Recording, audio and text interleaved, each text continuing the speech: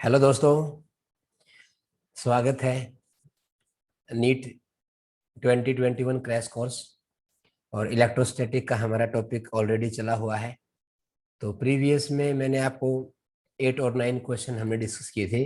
PYQ, previous year questions according to the NEET point of view. तो दोस्तों, अभी आज थोड़ा सा हमारे इस सेशन को आगे बढ़ाते हैं। कुछ और मैं आपके सामने क्वेश्चंस लेके आया हूँ विच आर मोस्ट इम्पोर्टेंट। ठीक है, तो स्टार्ट करते हैं हमारे क्वेश्चन नंबर 10 से आज के हमारे इस डिस्कशन को। ओके, ठीक है।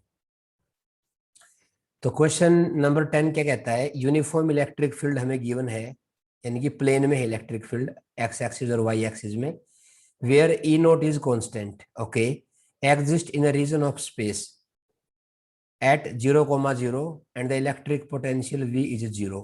ओके, इलेक्ट्रिक फील्ड किसी रीजन में है और वहां पे मान लो ओरिजिन के कोऑर्डिनेट दे दिए 0,0, वहां पे पोटेंशियल कितना गिवन है? 0। देन पोटेंशियल हमें फाइंड आउट करना है x0,0 विल बी। मेरा कहने का मतलब ये है, अगर मेरा एक पॉइंट ए है और ए पे ए के कोऑर्डिनेट कितने हैं? 0,0, तो वहां पे v कितना है? 0। Let's suppose another point B whose coordinate x0,0 और मुझे यहाँ का पोटेंशियल है दोस्तों फाइंड आउट करना है। One and only relation between electric field and electric potential. We all know dv equal to simply written as minus of E d r, E dot d r. Okay, तो दोस्तों ये होता है v final minus v initial, it means vb minus va equal to, अब बताओ इसकी values को put करने जा रहा हूं। इलेक्ट्रिक फील्ड की वैल्यू कितनी है दोस्तों? इलेक्ट्रिक फील्ड की वैल्यू है E naught I cap plus 2 E naught J cap and dot product of D R. D R को मैं क्या लिखता हूं? मैं लिखूंगा D X I cap plus D Y J cap. अब इसने पूछा एक्स एक्सिस के अलोंग, तो मैं ओनली एक्स एक्सिस वाले कोऑर्डिनेट को ही ले लूंगा। अब जब डॉट प्रोडक्ट करते हैं, हमें पता है सेम क्वांटिटी का सेम के साथ डॉट हमेशा 1 होता है। इट मीन्स ई नोट का इसके साथ, और लिमिट क्या रखूं दोस्तों? लिमिट आ जाएगी मेरी 0 टू एक्स नोट। ओके, तो ये बन जाएगा वी बी, यानी कि मुझे निकालना है वी मान लिया, और ये 0 गिवन है इनिशियल ए वाला, और यहाँ पे मैं लिखूंगा माइनस ऑफ, क्या लिखूं दोस्तों? E naught D X. After integration we will get E naught negative of X naught. देखो हमारा कौन सा आंसर आया है? ऑप्शन नंबर बी आ गया दोस्तों। कंसेप्ट पे पकड़ होनी चाहिए आपकी। अगर आप जो कंसेप्ट यूज कर रहे हो अगर वो सही है तो कहीं भी आपको प्रॉब्लम फेस होने वाली नहीं है। क्वेश्चन नंबर 11, इसने गिवन किया है how many electrons should be removed from a coin of mass this.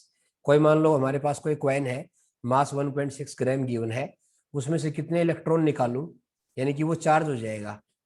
Electron को रिमूव करूंगा तो it get positively charged, so that it may float in the electric field intensity of this region directed upward। मेरा कहने का मतलब ये है, अगर ये मेरे पास कोई कॉइन है, ओके, और कॉइन का मास कितना है यानी कि mg, तो इस पे नीचे लग गया mg।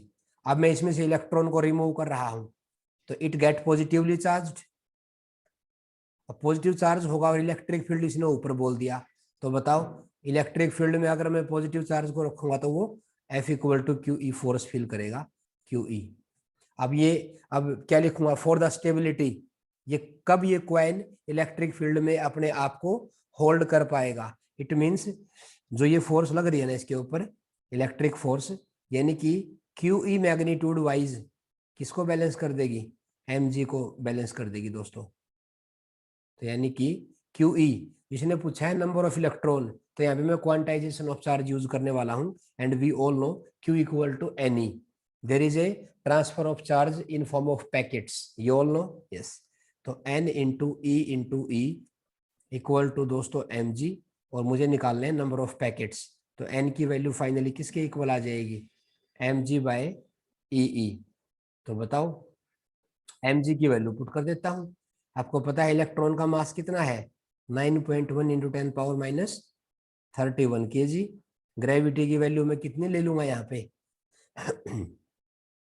10 into divide by 1.6 into 10 power, sorry दोस्तों ये मास है ना, मैंने इलेक्ट्रॉन का मास नहीं लेना था, ये मास इस कॉइन का मास दे रखा है, तो मैं यहाँ पे ऊपर लिख रहा हूँ 1.6 into 10 power -3 into 10 mg divide में -19 और इंटू में क्या है इलेक्ट्रिक फील्ड कितना है 10 पावर 9। दोस्तों ध्यान से सुनना, 1.6 ने 1.6 को मार दिया, 10 पावर -19 और ये 9 तो -10 बच गई। ऊपर कितनी है बोलो दोस्तों, ऊपर कितनी है 10 पावर -3, ये कितनी है 9 और यानी कि एक और हो जाएगी, यानी कि 10 पावर 8 आ जाएंगी। तो 10 पावर 8 मुझे इलेक्ट्रॉन निकालने पड़ेंगे, तब जाके ये जो कॉइन है 1.6 ग्राम ऑफ मास ये इलेक्ट्रिक फील्ड में अपने आप को स्टेशनरी रख पाएगा। ओके, तो इसमें मेरा आंसर आ जाएगा डी। ओके, क्वेश्चन नंबर 12 हमें क्या बोलता है, the Bob of A pendulum of mass 8 mg। दोस्तों ये बहुत ही शानदार क्वेश्चन है और इस ही वैरायटी के क्वेश्चन बार बार पूछे जाते हैं। मैंने बताया था आपको ये है थ्रेड प्रॉब्लम है, ये सस्पेंडेड चार्ज सिस्टम पे बेस्ड है ये। तो इसमें क्या किया, कोई बॉब है पेंडुलम का, मास कितना है 8 mg, carries an electric charge of this value coulomb, electric field में रख दिया, then it is at rest, यानी कि इक्विलिब्रियम में बोल रहा है। तो बताओ कितना एंगल ये वर्टिकल के साथ बनाएगा कि वो इक्विलिब्रियम में रहे। इट मींस, ध्यान से सुनना कंसेप्ट को, मान लो ये मेरा कोई रिजिड स्पॉट है और ये बॉब मान लो वर्टिकल एक्सिस है, ये बॉब मान लो यहाँ आ गया।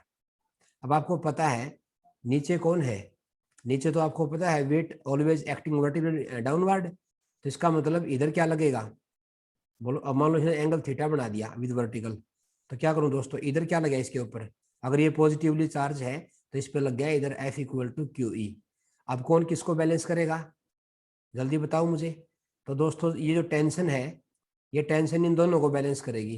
टेंशन का कोस थीटा तो किसको बैलेंस करेगा, टेंशन का कोस थीटा तो mg को बैलेंस करेगा, और साइन थीटा किसको बैलेंस करेगा, इस इलेक्ट्रिक फोर्स को।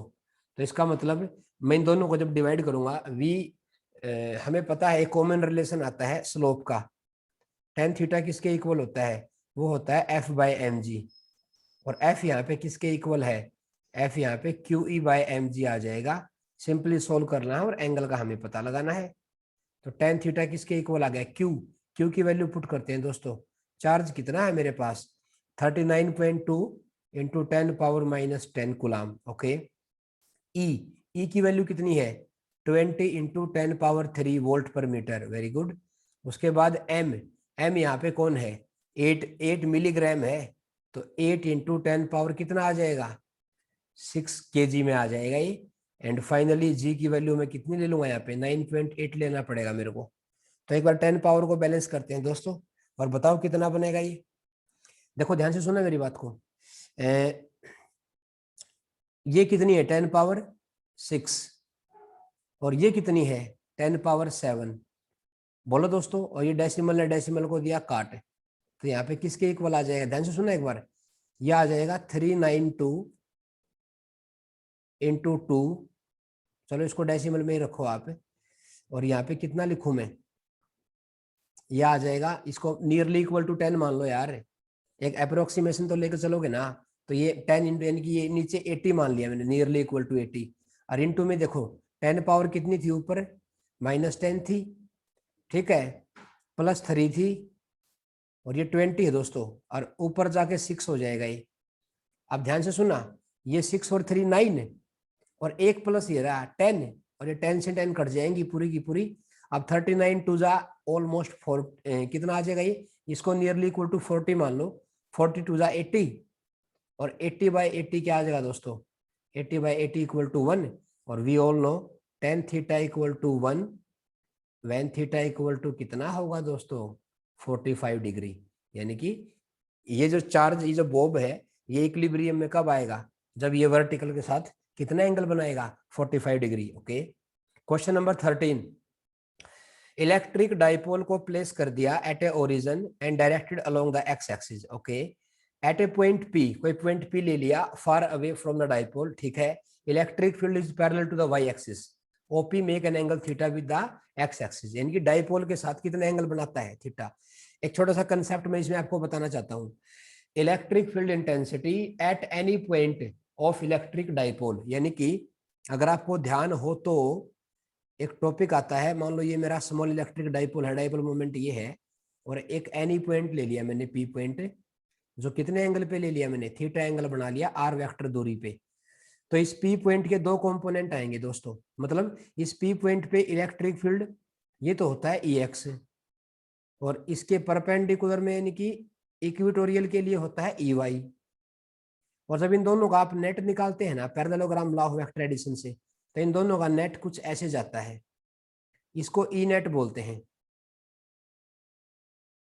और ये ई नेट है ना, और अगर मैं यहाँ पे पी बनाऊं आपके लिए, डाइपोल मोमेंट की डायरेक्शन अगर बना के दिखाऊं, तो पी ऐसे है दोस्तों, मैं आपको बता देता हूं, ये पी की डायरेक्शन है, और ये एंगल कितना है थीटा, और ये एंगल कितना मान लिया अल्फा, और ये रिलेशन निकल के आता है यहाँ से, क्या लिखूं, टेन अल्फा किसके इक्वल होता है, ये होता है हाफ ऑफ टेन थीटा, ये रिलेशन होता है दोस्तों। ओके, अब क्या किया, इस वाले क्वेश्चन में क्या गिवन है, इस वाले क्वेश्चन में गिवन है पी में और इलेक्ट्रिक फील्ड में कितना एंगल दे रखा है, ये 90 डिग्री का दे रखा है, क्योंकि electric field is parallel to the y axis, यानी कि वाई के अलोंग, इसको ऐसे मान लो यार, वाई में मान लो ये एक्स एक्सिस, तो इसका मतलब मैं ये कह सकता हूं थीटा प्लस अल्फा किसके इक्वल दे रखा है, पाई बाई 2 के इक्वल दे रखा है दोस्तों। तो अल्फा किसके इक्वल आ जाएगा, मैथमेटिकल रीअरेंजमेंट है दोस्तों ये, माइनस थीटा। अब यहाँ पे ऑन बोथ साइड आप 10 से मल्टीप्लाई कर दो, 10 alpha 10 pi by 2 plus theta, तो बताओ दोस्तों ये क्या आ गया, 10 अल्फा किसके इक्वल आ गया 9, ये क्या आ जाएगा, ये कोट थीटा आ जाएगा दोस्तों, कोट थीटा। और हम सभी जानते हैं 10 अल्फा का रिलेशन क्या होता है थीटा की टर्म में, तो इसका मतलब ये, इसको लिखूंगा मैं half 10 theta equal to cot theta, इसको इधर ले आऊंगा, 2 को उधर ले जाऊंगा, तो क्या बन जाएगा ये बन जाएगा 10 स्क्वायर थीटा इक्वल टू 2। तो फाइनली 10 थीटा किसके इक्वल आ जाएगा दोस्तों, ये तो √2 के इक्वल आ जाएगा सिंपली, तो मेरा ऑप्शन बी आ जाएगा दोस्तों इसमें, ठीक है। उसके बाद नेक्स्ट क्वेश्चन है 14। अब मेरा जो 14 क्वेश्चन है, एक बार इसको रीड आउट करो दोस्तों आप अच्छे से, देखो, magnitude of electric field intensity at a bob B200, magnitude of electric field intensity at a point B, sorry electric field का मैग्नीट्यूड दे रखा है बी पॉइंट पे ड्यू टू डाइपोल, और डाइपोल मोमेंट दे दी ये, अब ये प्लेन में है, at kept at origin, assume that the point B is at a large distance from the dipole, तो वैल्यू बतानी है भाई दोस्तों। एक सिंपल सी बात बताऊं इसमें, क्वेश्चन में कुछ नहीं है, ध्यान से देखना एक बार। अब ये कहाँ दे रखे है बी पॉइंट, डाइपोल है ओरिजिन पे, यानी कि ये डाइपोल है ऐसे। अब डाइपोल की वैल्यू गिवन है, क्या वैल्यू बताओ, आई कैप प्लस क्या लिखूं √3 j कैप, तो इसका जब मैं निकालूंगा मैग्नीट्यूड, तो किसके इक्वल आ जाएगा, ये बनेगा 1 + 3 रूट, यानी कि 2 आ जाएगा दोस्तों ये, इसका आ गया डाइपोल मोमेंट आ गई 2। एंगल की बात करते हैं, एंगल कितना है इसका, तो एक बात बताओ आप, ये एक्स एक्सिस में है, यानी कि 1 तो एक्स एक्सिस में है, और √3 किस में है, √3 वाई में है, तो दोस्तों यहाँ पे ये स्लोप आ जाएगी इसकी थीटा, अगर ये 1 है और ये √3 है, तो इसकी स्लोप निकालोगे आप, tan थीटा किसके इक्वल आ जाएगा, √3, बेसिकली मेरा एंगल कितना आ गया 60 डिग्री आ गया, वेरी गुड। तो डाइपोल मोमेंट 2 है, एंगल कितना बना दिया 60, और एक पी पॉइंट ले रखा है जिसका कोऑर्डिनेट कितना गिवन है दोस्तों, बताओ कितना कोऑर्डिनेट गिवन है उसका, कोऑर्डिनेट है 2 यानी कि यहाँ ले लेता हूं मैं 200, मेरी डिस्टेंस जो है एक्स में ये 2 आ जाएगी। अब कुछ नहीं करना है इसमें, बताओ इलेक्ट्रिक फील्ड इंटेंसिटी V की, बोलो इलेक्ट्रिक फील्ड का फॉर्मूला क्या होता है एट एनी पॉइंट पे, k p by r cube 1 + 3 cos square theta का √, ये बनता है दोस्तों अगर आपको ध्यान हो तो। अब वैल्यू पुट कर दो सिंपली इसमें, चलो देखते हैं, के तो इन्होंने के में रखा हुआ है, तो के इंटू पी और डिस्टेंस कितनी है 2, 2 का क्यूब यानी कि 8 इंटू 1 प्लस 3, और कोस 60 डिग्री कितना होता है हाफ, कोस का स्क्वायर है तो ये यानी कि 1/4 हो जाएगा दोस्तों। चलो जी बड़ी अच्छी बात है। तो ई की वैल्यू क्या रखूं बोलो, 2k/8, बोलो दोस्तों कितना आ गया ये कितना आ जाएगा, यानी कि 7/4, 7/4 ये रूट है दोस्तों, ये पूरे पे रूट है, तो ये 7/4 यानी कि और ये यहाँ से 4 से 4 8 कितने से कट जाएगा 4 से, तो बताओ मेरी वैल्यू किसके इक्वल आ रही है, ए की वैल्यू आ जाएगी k/4 और अंदर कितना बच गया 7/4, तो दोस्तों ये 2 बार आ जाएगा, तो यानी कि k/8 और √7 आ जाएगा। तो मेरी ई की वैल्यू गिवन, ये ई की वैल्यू आ जाएगी दोस्तों। बताओ भाई कौन सा ऑप्शन आ गया √7 को लेके, यानी कि ये आ जाएगा। आया ना समझ में आपको, है ना। कंसेप्ट अपना स्ट्रॉन्ग रखो दोस्तों आप, और कुछ कोई दिक्कत नहीं आने वाली इसमें। देखो एक find the force between alpha particle and electron, separate कर रखे हैं 1 एंगस्ट्रॉम के सेपरेशन पे। सिंपल सी बात है, बताओ अल्फा पार्टिकल पे चार्ज कैसा होता है पॉजिटिव, और इलेक्ट्रॉन पे नेगेटिव, तो दो ऑप्शन तो वैसे ही कट गई, कौन से रिपल्सिव वाले तो कट गए, क्योंकि अनलाइक चार्ज क्या करते हैं हमेशा अट्रैक्ट करते हैं। अब बात आती है ये आएगा कि ये आएगा, देखो ध्यान से, मान लो यहाँ पे +2e है और यहाँ पे मान लो ये -e है, और डिस्टेंस कितना है 10⁻⁻10 मीटर। जब आप इसमें फोर्स निकालोगे, फोर्स का जो मैग्नीट्यूड आएगा, डायरेक्शन तो पता लग गया अट्रैक्टिव रहेगी, तो के की वैल्यू कितनी है 10⁻9 इंटू 2e, एक बार लिख लेता हूँ फॉर्मूला में, ये बनेगा k2e² डिवाइड बाय क्या लिखूं दोस्तों 10⁻⁻10², ये फार्मूला बनेगा। तो वैल्यू पुट करते हैं, के की वैल्यू मैंने पुट कर दी 2 इंटू e² यानी कि 1.6 इंटू 10⁻⁻19 का स्क्वायर डिवाइड बाय किसके इक्वल आ जाएगा दोस्तों 10⁻⁻20 के इक्वल आ जाएगा।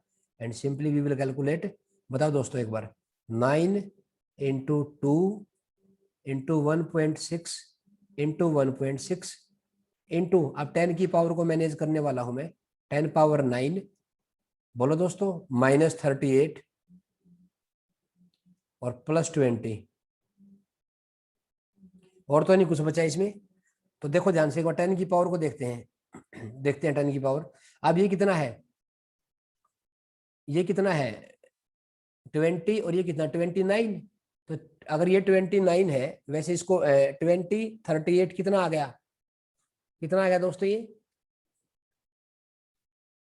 यानी कि -9 आ जाएगी, 10⁻⁻9 यानी कि -8 का ऑर्डर होगा, और -8 के ऑर्डर में क्या है ये 2 आ गई, लेकिन मुझे वैल्यू को देखना पड़ेगा ये कितना है, ये 18 है इंटू ये बनेगा 1.6 इंटू 1.6 इंटू 10⁻⁻9, इसको सोल्व करोगे ना दोस्तों, ये वैल्यू बनेगी आपकी 4.6 इंटू 10⁻8 आ जाएगी, और ये अट्रैक्टिव रहेगी फोर्स।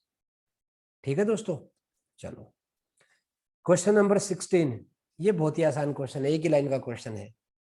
इसने बोला कि permittivity of E naught of vacuum is this, हमें पता है, ठीक है, per newton per metre square coulomb square, and electric constant of water is 81, तो किसके इक्वल आ जाएगा, permittivity of water is coulomb, एक मिनट दोस्तों,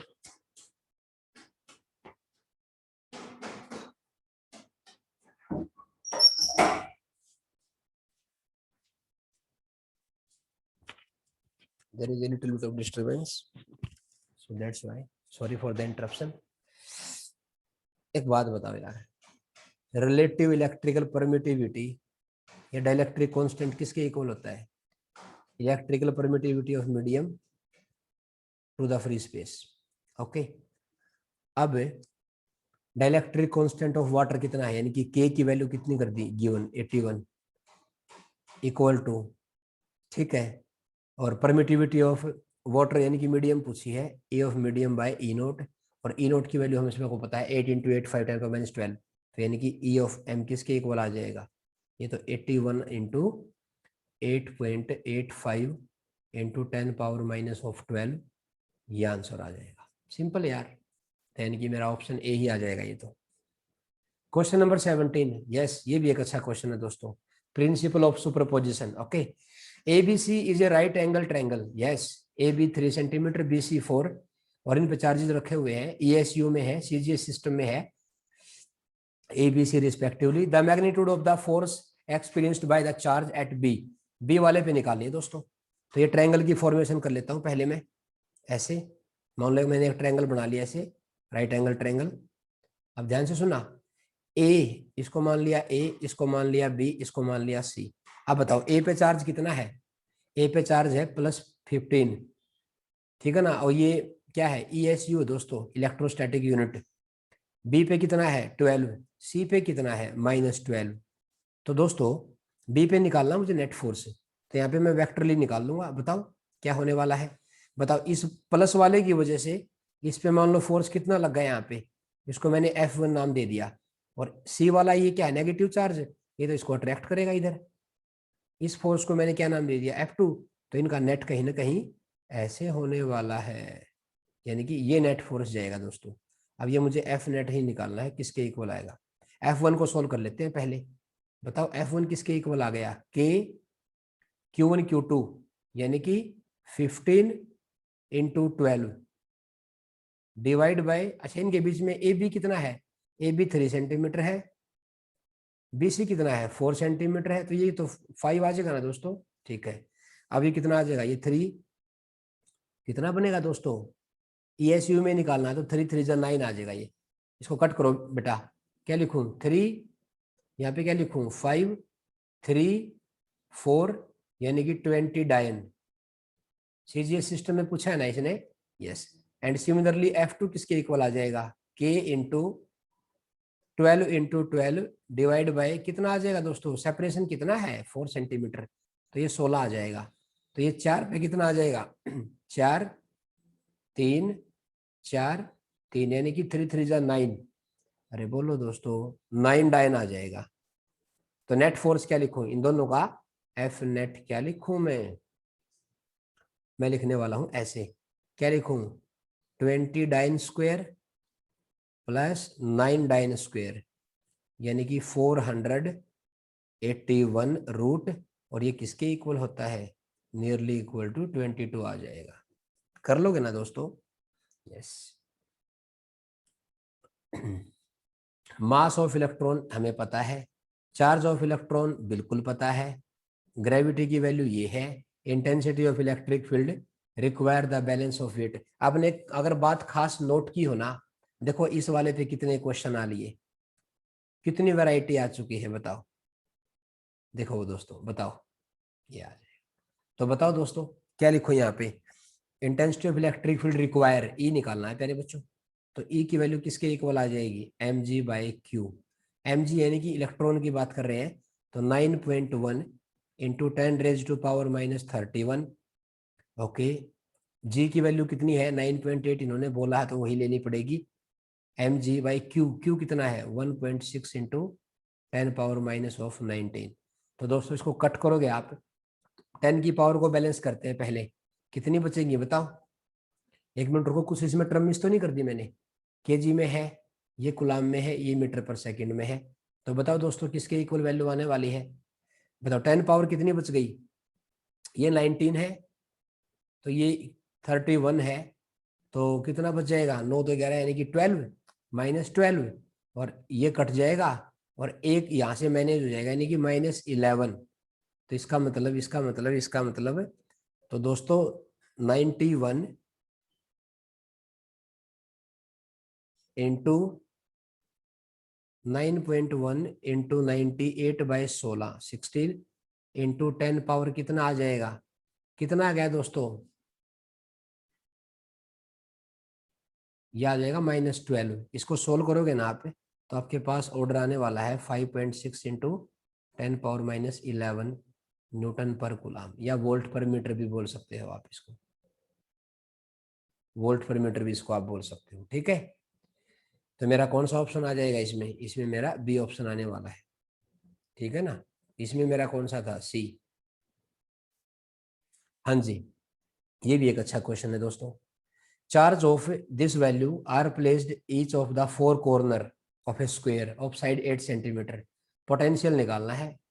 एक बात बताओ आप, अगर ये मेरे पास कोई स्क्वायर रीजन है, ऐसे 8 सेंटीमीटर इसकी साइड है, तो डायगोनल कितना आ जाएगा 8√2, तो उसका हाफ कितना आ जाएगा, सेंटर पे पूछा है ना इसने, तो यानी कि 8 यानी कि ये 4√2 आ जाएगा दोस्तों। डायगोनल की हाफ ऑफ लेंथ है ये। तो चार्जेस आइडेंटिकल है, कितना चार्ज रखा हुआ है 10/3 इंटू 10⁻³ आइडेंटिकल चार्ज मान लो। क्यों मान लेता हूँ, क्यू की वैल्यू तो सेम ही रहेगी ना वैसे भी, और हमें पता है सारे के सारे चार्ज अगर आइडेंटिकल हैं तो पोटेंशियल स्केलर क्वांटिटी होती है जो चार्ज के डिस्ट्रीब्यूशन पे डिपेंड करती है, और सभी कॉर्नर से डिस्टेंस सेम है, तो मेरा पोटेंशियल किसके इक्वल आ जाएगा 4 into Q/R।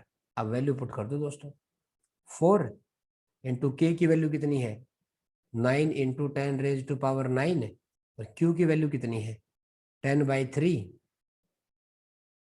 Into 10⁻⁹ divide by R। R कितना है दोस्तों, R है 4√2। अब ये तो देखो बिल्कुल सिंपल सी बात है, ये तो कट ही गया, तो सिंपल मैथमेटिकल वाला पार्ट बचेगा इसमें। तो किसके इक्वल आने वाला है ये बताओ, वैल्यू किसके इक्वल आएगी 4KQ/R। तो दोस्तों ये वैल्यू आने वाली है, बताओ कितना बन गया ये, इसको नीचे ले आया मैं, ये कितना आ गया 360 है, 360 डिवाइड बाई में कितना आ गया 12 इंटू √2, ये कितना आ जाएगा 30 इंटू किसके इक्वल आ जाएगा दोस्तों, ये कितना आ जाएगा भाई, ये 2 आ गया, इनकी 15। हाँ जी, क्या मिस्टेक कर दी हमने, 8 सेंटीमीटर है ना, इसको मीटर में कन्वर्ट करना पड़ेगा। 8 सेंटीमीटर है तो ये इसको यहाँ पे क्या लिखूं 10⁻⁻² लिखूंगा ना, यहाँ पे -2 आ जाएगी। कुछ नहीं करना, बिल्कुल सही है। ऊपर कितना आ गया, ऊपर आ गया 1500 आ जाएगा, 1500√2 आ जाएगी दोस्तों, यानी कि यह आ जाएगा मेरा बी ऑप्शन आ जाएगा इसमें। कर लोगे ना, है ना। बस पोटेंशियल स्केलर क्वांटिटी होती है, डायरेक्शन का तो पंगा है ही नहीं इसमें, ये डिपेंड करती है चार्ज के डिस्ट्रीब्यूशन पे। चार्ज पॉजिटिव है तो पॉजिटिव पोटेंशियल, नेगेटिव है तो नेगेटिव पोटेंशियल।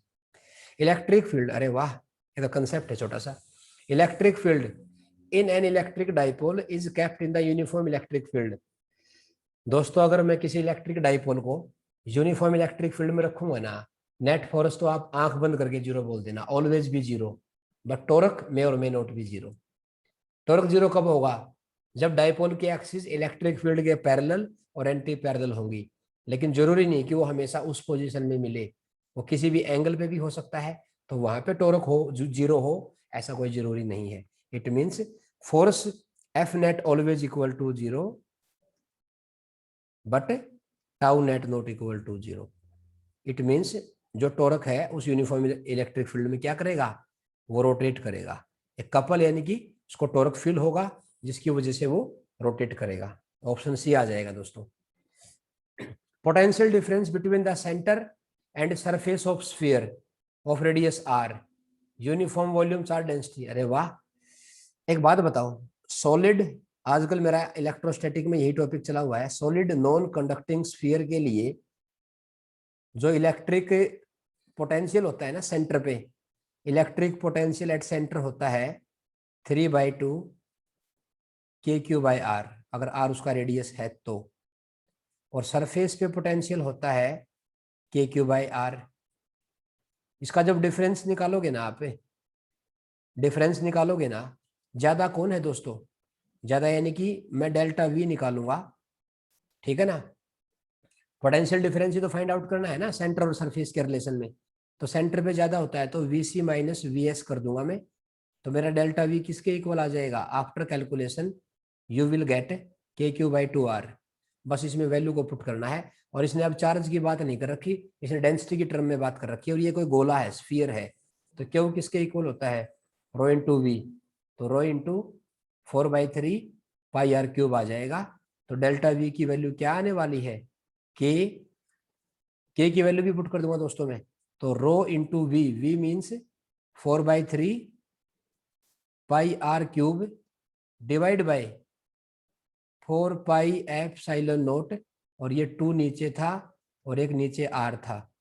तो दोस्तों ये आर से तो एक आर कट गया, यानी कि ऊपर बच गया आर स्क्वेयर, पाई ने पाई को मार दिया, 4 ने 4 को मार दिया। तो दोस्तों डेल्टा वी की वैल्यू किसके इक्वल आ जाएगी, रो आर स्क्वेयर डिवाइड बाय कितना आ जाएगा दोस्तों, बोलो, ये 3 और ये 2 यानी कि 6 एप्सिलॉन नोट आ जाएगा। देखो कौन सा आंसर है मेरा, ये मेरा आई थिंक फर्स्ट ऑप्शन है, ये आ जाएगा। कर लोगे ना, ये भी एक अच्छा क्वेश्चन है दोस्तों। ये हमारे डिस्कशन का आज लास्ट क्वेश्चन लेके चलूंगा मैं। ओके, इसने बोला 2 similar conducting spherical shell, 2 conducting spherical shell है, ठीक है, 2 कंडक्टिंग स्फेरिकल शेल है, ठीक है।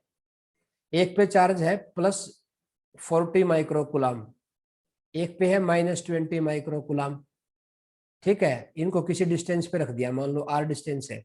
अब बताओ इनके बीच में क्या है, फोर्स ऑफ अट्रैक्शन की रिपल्सन, अट्रैक्शन। तो F किसके इक्वल आ जाएगा, K, बोलो क्या लिखूं, क्या लिखूं इसको, 40, मैं बात कर रहा हूं मैग्नीट्यूड वाइज, 40 इंटू 20 इंटू क्या लिखूं, 10 पावर कितना आ जाएगा, बोलो, माइक्रोकुलाम लिख लूं इसको, ये आ जाएगा, डिवाइड बाय आर स्क्वेयर।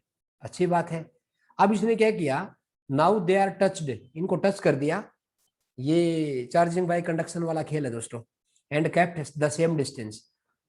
अगर दोनों दोनों स्फेरिकल शेल आइडेंटिकल है ना, और जब दोनों को आप टच करवाओगे ना तो कंडक्शन हो जाएगा। तो क्या फॉर्मूला होता है, अगर वो आइडेंटिकल है तो चार्ज क्या होगा, इक्वली डिस्ट्रीब्यूट हो जाएगा। तो +40 -20 यानी कि +20 बच गया, और फिर उसको हाफ हाफ कर दो, इट मीन्स 10 आ जाएगा दोस्तों। इस पे भी 10 आ गया, इस पे भी 10 आ गया, 10 माइक्रोकुलाम, 10 माइक्रोकुलाम, आर है सेपरेशन। एक बात बताऊं आपको मैं, बिफोर कंडक्शन बॉडीज अट्रैक्ट भी कर सकती है, रिपेल भी कर सकती है, but after conduction they will always repel to each other. तो अब की बार इन्होंने पूछा, ये मेरा पुराने वाला फोर्स है, ये न्यू वाला फोर्स है, उसका रेशो पूछा इन्होंने, initial to the final force ratio क्या आएगा। अब बताओ ये क्या लिखूं, के इंटू कितना लिखूं दोस्तों, 10 into 10 microcoulomb divide by R square. तो दोस्तों जब इसका रेशो निकालोगे आप, F/F' ओल्ड बाय न्यू, तो देखो ये 100 है, ये 100 से ये 100 कट गया, आर स्क्वेयर ने आर स्क्वेयर को मार दिया, तो ऊपर बच गया 8, नीचे बन गया 1, यानी कि जो रेशो आएगा मेरा किसके इक्वल आएगा, 8:1 आ जाएगा। तो दोस्तों ये था हमारा आज का डिस्कशन, ठीक है ना। 8-10 क्वेश्चन अगर आप रोज कर लोगे ना, तो बस अपने कंसेप्ट को मजबूत रखा करो, ठीक है। और मैं डेली मेरे इस डिस्कशन को डेली आपके सामने 6 बजे या 6:30 बजे मैं इसको जो स्ट्रीमिंग होती है प्रीमियर मुझे इसमें करना पड़ेगा यूट्यूब पे। तो प्लीज जिसको भी मेरा तरीका समझ में आता है तो प्लीज वो वेट करें, अपना एक शेड्यूल तैयार करें, उस शेड्यूल पे मैं यूट्यूब पे आपको हमेशा मिलूंगा, ठीक है। अपना साथ बना के रखने के लिए थैंक यू सो मच।